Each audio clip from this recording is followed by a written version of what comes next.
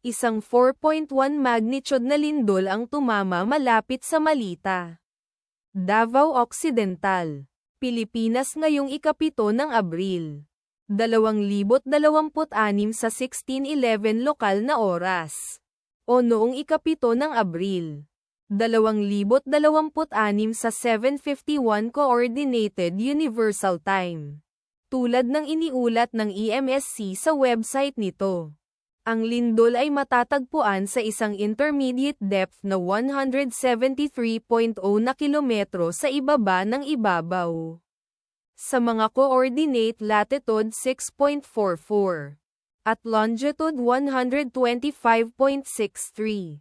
Ang eksaktong magnitude, epicenter at lalim ng lindol ay maaaring baguhin sa loob ng susunod na ilang oras o minuto habang sinusuri ng mga seismologist ang data at pinipino ang kanilang mga kalkulasyon, o habang inilalabas ng ibang mga ahensya ang kanilang ulat.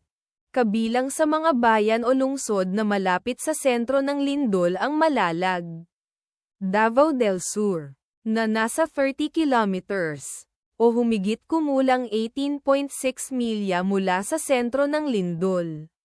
Sulup, Davao del Sur, na nasa 36 kilometers o humigit kumulang 22.3 milya ang layo.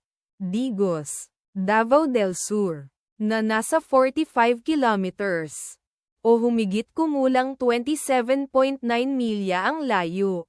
General Santos, na nasa 62 kilometers o humigit kumulang 38.5 milya ang layo.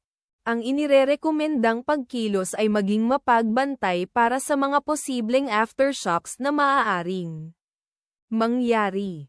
Ang taya ng panahon para sa lugar na malapit sa epicenter ngayong araw ay inaasahang magiging bahagyang maulap sa buong araw na may posibleng mga bagyo. Ipagdasal natin na ang lindol na ito ay hindi magkaroon ng malaking epekto sa ating mga kapatid doon. At wala ng lindol. Amen.